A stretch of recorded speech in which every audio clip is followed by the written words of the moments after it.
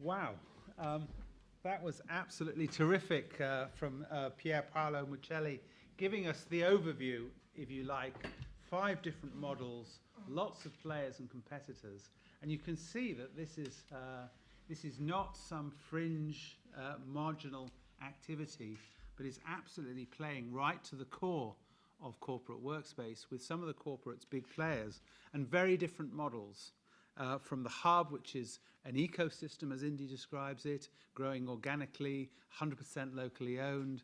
I like your analogy, Indy, that it's not like a Starbucks rollout, which means you probably pay some tax in your local territory. And of course, Regis, co-working is not just for corporates. So a very, very interesting and fascinating field. I'm going to throw it open immediately to the floor. You've got 4 early adopters, pioneer players in this field. Right. Question there, Melanie. If we could bring the mics round. Again, if you could say who you are and where you're from and who your question is aimed at. Melanie Walcott from Orbit Architects. I think it's probably to all of you. I'm interested to know, what are the age groups of the people that are using these spaces? Harping on to Jerry's point, is it the millenniums? Is it Generation Y? Is it the baby boomers?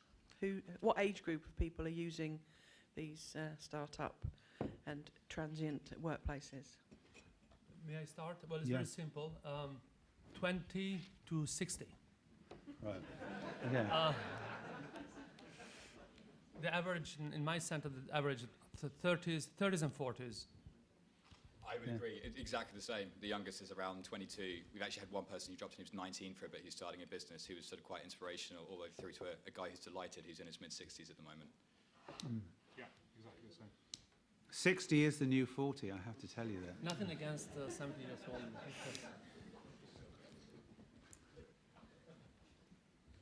Julia, what's the profile? Exactly the same. Okay. I don't know what the perception would have been, but it's a really varied age group.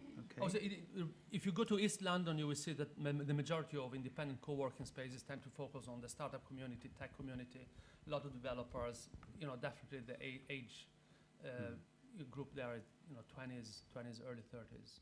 So it really depends. Okay. Next question. We're not all stumped. No, we're not. Primo. I'm wondering if you have, are big corporations coming in and using these spaces?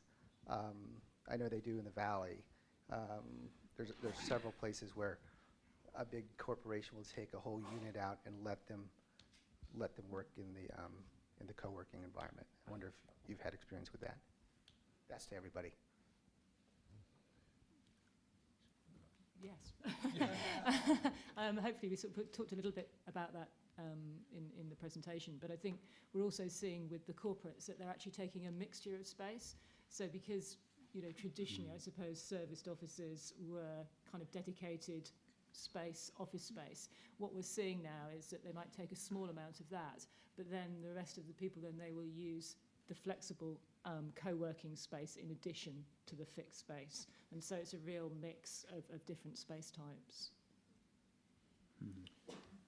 And for us, it's something we're hoping to see. We've only really had one space up until the couple more that we're opening at the moment this month, and we think that with that network, it suddenly becomes much more interesting for larger companies to suddenly come in and have bases all over London instead of just in one place. So that's something we're really hoping to see over the next month or so. At the office, larger corporates tend to use the conference facilities, conference and meeting rooms, not so much the open plan co-working space. Okay. We tend to get a lot. We've got about 3 corporates that have outsourced their innovation teams into there. That's what we have seen a lot of trends of. Like similarly as was been discussed, we've also seen a lot. Unilever were in the other day. McKinsey bring in some of their clients are now bringing in some of their clients. But we have got a particular focus on social and social change, and as well as social as a different form of venturing, a different form of doing business. So we are seeing those particular. We want those sort of interactions with corporates, and that we create a natural bias. But yes, increasingly many corporates, and also very large. We've got one of the largest healthcare providers right now investing in startups, 7 startups in the middle of Westminster. So we're seeing different forms of engagement with corporates, a little bit more pluralistic. Can I just pick up on the rather intriguing, tantalising idea that Stuart threw in, just as you have bring your own device, where people are given a budget to buy their own IT. Can we foresee a future where corporates are giving their own employees a budget to buy their own workspace? And if so, how is this going to evolve, and what are your particular business models gearing up for that? How are you going to catalyse that? I'm happy to Yeah. give an example. Actually, we had a meeting recently, and certainly one of the things I think, more and more organisations perhaps have a mixture. Some people are employees. They also have people working for them that are freelance and effectively self-employed, and they want to actually offer the same opportunities in the way that they work to all of them. So one way of doing that is actually to allow people to effectively run everything on their own budget, use their own credit card or whatever it is. And what we're able to do is actually to use the software to create single reporting on the whole company, whilst billing the individuals for their space and how they use it. So I think that is something that we'll see as people are actually using a mixture of employees and outsourced resource. But doesn't the once you allow employees to outsource to decide their own space, doesn't that undermine one of the most fundamental principles of the corporation, which was the co-location under the roof of one employer? I think it has to be in conjunction with, you absolutely need a company head office, whether for everyone to sort of potentially come together, but as a collaboration space. I think it depends on the actual work that's happening. When you're looking at that individual work, we've talked about it, we've heard time and time again, people saying when they're in that space, that Julie's example earlier, you've got people tapping on the shoulder, distracting you the whole time. And actually, for a lot of that individual work, you need to be somewhere else. And you might do that much better at home. You might do that much better in a Regis Lounge, in a coffee shop, or in potentially a co-working space. And maybe that freedom for that part of the time should be there. And it's a value for the company that their employees are working better in that environment too. Can I just throw this open to the floor? I mean, how many people in corporates are operating schemes now where people can buy their own space? Is there anybody that's contemplating it? No? Okay. Yes. Gentleman at the back there. Did you want to talk about that at all? Yeah? Can you? Yeah? Hi, Jonathan English, Deutsche Bank. Not part of the real estate group, so my real estate colleagues might not know about this. But it has been done. In conjunction with Regis, we have a relationship with them around a completely different program around meeting space. But colleagues in some technology projects have actually done a bring your own office, for example. So they have built project offices and technology offices outside of the main workplaces to get projects done where office space wasn't available to bring them together. Okay, thank you. Was that on an individual level, or was that on a group level with the whole team coming together? It was an individual orchestrated it, but it was bringing a team together, yes. Fine, yeah, absolutely. It was an agile development team. Yeah. Okay. Jeremy, just would Sure. like to, I think there is one approach, which is to take the co-working office movement down a real estate pricing model. I actually think the real power, and what we're starting to see in, say, Bay Area and other places, if you talk to Brad from Hub Melbourne, he's saying he wants to change the charge-out rate for a Hub seat from $600 to $1,000. And that's not a real estate model. That's a value-added model. And I think the real estate model of actually pricing seats is not the future. I think it's actually the value-added aspects: access to talent, access to information, access to networks. And I think we're misunderstanding it if we assume it to be a real estate model. And Hub Melbourne is thought to be the gorilla of co-working in Australia, an £800 gorilla. And I think that's a smarter approach, and what we're starting to see is access to talent, job boards and other things, which we're getting through, which are far more powerful and people want to be associated to it. So I see the physical co-working space as effectively a small touch point to a much broader, wider network. And I think that's the real functional value that will start to really drive the value on the real estate price. So the real estate is just a touch point. And I'm proposing that I think that's why I suppose I'm saying it's a co-working ecosystem, and the quality of that ecosystem is what you want to drive towards, as opposed to just the physical real estate model. Okay. I There's think, yep. potentially Yeah. quite interesting though.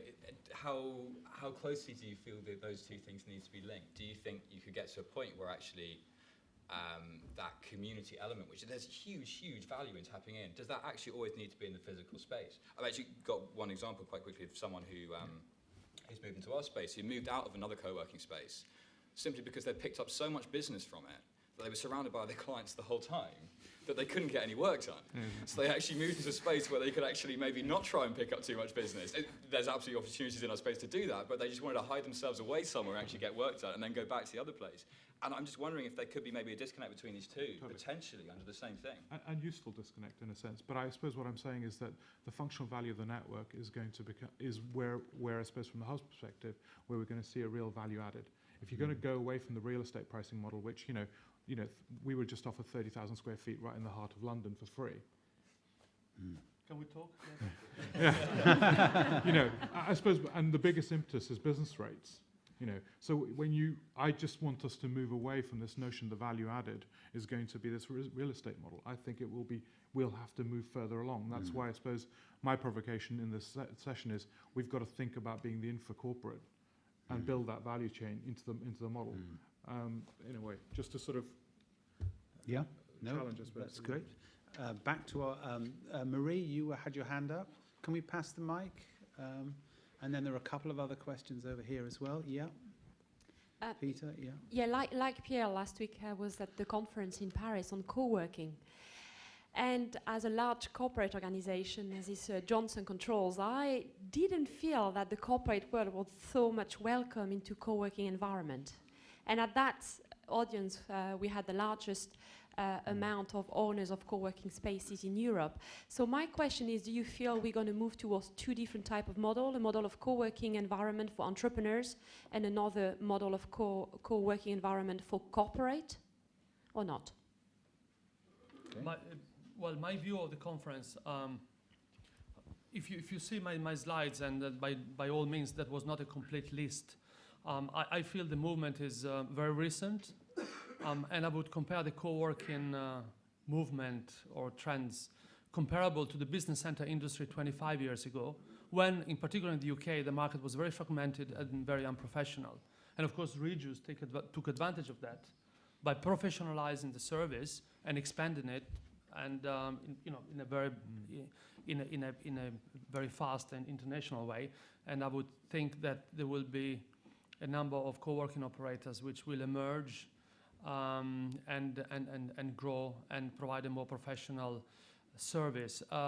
Currently, I think most of the co-working spaces tend to focus on cheap space at the outskirts of the city. I mean, that happens in London, East London, or maybe South. It happens in Paris or in Berlin, where real estate is very cheap. I think eventually you will have more co-working spaces which are enlarging the offering to corporates or more established professionals. We are, for example, probably the most expensive co-working space in London, and many of our clients are not startups, actually more established professionals. I think you guys are going along the same road. So I think if you provide the quality of the environment, the central location, quality of the environment, quality of the finishing, the furniture, the design, the high service level, and the provision of very stable and state-of-the-art technology, then you will be attracting, definitely you will be attracting corporate, not only the startup, but also more established and corporate. And that's why you see all these big telecom giants now that are looking into this space. Google, Mozilla's, Telefonica, and so forth.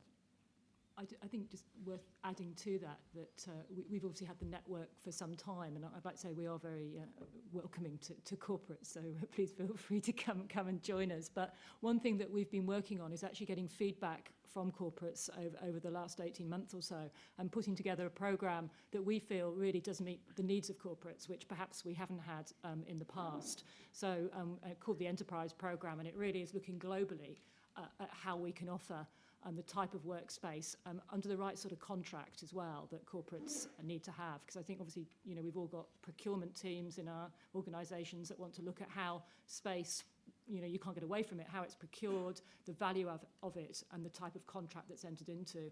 And I think, you know, we have to respect that and actually come up with something that delivers something that fits with the corporate environment. So that is something that we've been working on.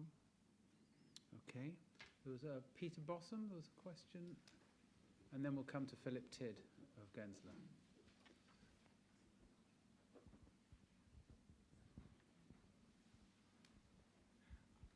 I'm interested in this word community that Mr. Johar brought up. It's a good word, community, and I like it.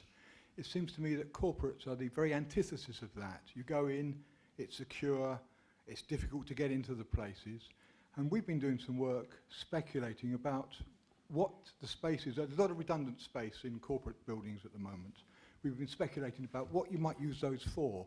Had any of you considered moving your businesses in to the corporate buildings, and then, as it were, they become part of the community de facto because they are offering other things to the community, businesses, coffee shops, rather different to what they do normally? Just a speculation. Anyone want to pick that up? Have you been offered any space by a corporate? Yes. Right, okay. Julia. One of the things that we're looking at, I mentioned about doubling our locations over the next 5 years, and to do that, we've got to really sort of look at all the opportunities. So we've been talking to a number of corporates about their vacant space and how we can, either take it off them in a more traditional way in terms of a sublease, or equally to actually do some sort of profit share with them. So they've still got the flexibility to use that space and flex in and out of it as they need. And then the rest of the time, we will actually look at generating income from it and creating the type of space that we're discussing and do some sort of profit share with them. So that's very much a focus of our development programme.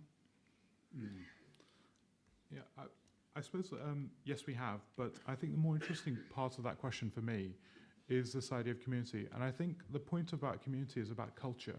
I think we're on a trajectory of moving away from management as a method of influence to culture. And culture is actually something that's grown and infused. So why a lot of people want to come to any one of our spaces is because they have an appropriate culture, or they have a culture that actually corporates want to aspire to or want to engage with. And I think that's what we're talking about. The power of co-working spaces in the culture that they grow and that they seed. The first 12 members we picked at the Hub for Hub Westminster were very particular because we wanted to seed a particular type of culture. And as we move away from management as a method of control to culture, the power of nudge and other influences in design and seeding of culture becomes much more important. So yes, but in a sense, there's a sort of business change process that I think these sort of environments and processes are part of. And we are working with lots of corporates, frankly, whether it's from local authorities who want to open up their procurement supply chains to effectively larger corporates who also, Cisco are in our building right now, working with us on telepresence and various other sites. And their people regularly pop in. I can name various people. So I think it's about culture, which is the value added. And I don't mean that in a flaky way. I mean that in quite a designed way. I mean, it could be that, as corporates outsource all kinds of things, they might outsource their own space, because a lot of companies are not expert in providing office space. They struggle with it. Yeah. And also, especially if you take the hub idea of an entire ecosystem and a knowledge exchange and a knowledge and a knowledge flow, we know from the KPMG presentation Sarah gave earlier, the resistance, the difficulties, the barriers.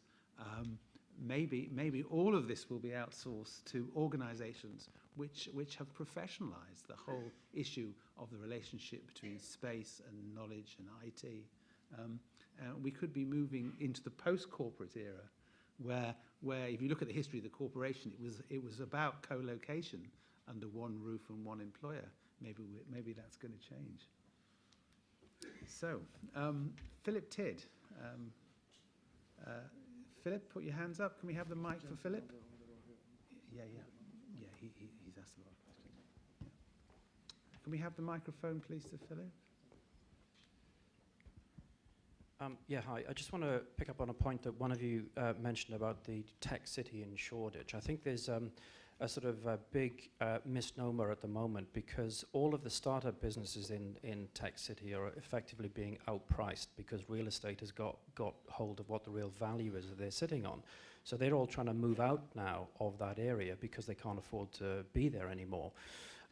But you know, real estate does play an important part in this. You know, we're sitting in London where we have hundreds of companies sitting on millions of square meters of real estate, and for years they've been trying to, you know, effectively use less of it. So, Indy, question is kind of to you, really. You know, your example has got to be, if you measure the cost of the rental in the Westminster hub by person, probably the highest rent on the planet, because you have 22,000 people using whatever 1,000 square meters. And you know, a lot of corporate real estate and property departments have been trying to implement desk sharing, so that's got to be the highest desk sharing ratio ever, let's say. I think the question is, what would you do? How would you react if a very, very large corporate occupier came to you and said they wanted to outsource their entire portfolio to co-working environments? As long as it wasn't the real estate people, I'd love it. And I don't mean that disingenuously. If it was a CEO and he wanted to talk about culture change and talk about transformation, yes, it would be great. And I don't mean that disingenuously, because I think if we see it as a problem of actually physical infrastructure, we misunderstand the problem. If we see it as a problem of actual culture and innovation, I think we see a completely different solution. So I'm being very particular about that. And I think we're going to see the whole change of facilities management and asset management go from just physical assets to your resource assets, which are your people. And these are going to be much more fundamentally linked and understood as technology, a geopresence technology, will start to do so many wonderful things that we're just beginning to start to play with. So I suppose as we start to talk about culture and physical, I think then I get interested, I suppose, just to be very particular about that. I mean, it'd be fascinating. It'd be one of the most interesting exercises we can do. And, you know, many corporates are starting to think about that stuff. So, yes, we'd be very much up for it. Okay, time for a couple more questions before tea. Yeah, Jim Reed, Arab? I just have a microphone already, actually, so. Thank you. You've talked... You bring your own microphone to these things, don't you? Now you've got my trick, haven't you? All of you talked at length about the advantages, the benefits, the reasons why people go for co-working. I wonder if you could just share with us briefly some of the feedback you get from your customers, your tenants, on what you feel you could be doing better and what you see as new challenges, new demands from your customers coming down the line. If I may start, a clear trend I see is in the provision of a very stable, fast, reliable internet and monitoring of the broadband or the internet, in particular to medium-sized tech companies, which is becoming a big issue. So I think it's a great opportunity. We are talking with a company in Silicon Valley that is expanding to Europe, and we're trying to see whether we can integrate the setup of, sorry if somebody's here from Cisco, of firewalls, switches, access points, with a monitoring system that allows to know at any point in time remotely who's, what is the usage of each user, what application they're using, what devices, and give this tool available to the manager or to the person in charge for this particular company. So that's a growing trend. I think that's the most important service. One of the most important services we are providing is reliability of the internet nowadays. You have many clients with 3 devices now coming to the office with 3 devices, and yeah. I think from an IT point of view, we're lucky because our space is actually exists within flexible office buildings we've already got. So in a lot of them, we've got 2 gigabit lines coming in there. So we're actually set up for much larger companies in there already, so that hasn't been so much of an issue. But I think in terms of the space, it's something that's evolving constantly, and it's constant feedback from everyone. It's little bits and pieces that we're picking up in the design of the new buildings in terms of the different spaces that people need for different types of work. And I think a lot of people have come in, they've started to use the space in a very different way to the way they first thought, and it's just been picking up on that. So developing quieter areas and louder areas within that, looking at noise issues within the space for concentration, and it's bits like that that we're now putting in retrofitting. And the community element as well, which we think is really important. We've just been trying to gauge exactly where everyone in the space actually wants that. They definitely want social interaction. They definitely want the ability to potentially work with each other and pick up business from that, and learn from each other as well. We're just trying to work out actually how that fits in. So we're working on an intranet system at the moment as well off the back of that to bring everyone together, not necessarily within the space, but they've got the ability to, through the intranet, connect with each other too. Actually, we just did this with our members literally about 2 weeks ago. Talent services, so recruitment, PR, sort of financial services support. So we're seeing services being a big ask. Who's in the space, and being able to connect them. That seems to be, that's the core function, and that's, I think, an interesting evolution where they are looking for some of the kind of para-corporate or corporate infrastructure. Those were the key items that came up. Everything else I would second, or everything else the panel has said, good internet, absolutely critical. I think we are going to see a lot of interesting information around geolocation of people in space. I think that will be one of the most intriguing events, like if who, what, where, when, if somebody's in the space, give me a nudge and various other things. So who is in the space is a very big act. Obviously, I agree with everything that's been said. I think the 2 other things that are coming through from our corporate customers is actually locations that we struggle to get centres in. They're struggling, the developing world. So I think being in the right locations is a challenge in some countries. And then I think the other thing we're looking at now and being asked to look at is actually branding. Branding to the extent of the meeting rooms. So if people have a client meeting, they might only be for an hour, but how do we make it feel like it belongs to that company? And so we're looking at a lot of opportunities to do that, even though it's not actually their space. So I think that's what we're hearing from the corporates. Okay, well, I think we could debate this a lot longer. It's an absolutely fascinating emergent area. Sadly, our time is out, and I'd just like to thank our panel, Julia Penfold of Regis, Indy Johar of the Hub, Stuart Whiting of Club Rooms, and Pier Paolo Muccelli of eOffice, 4 pioneers in this area. Thank you very much.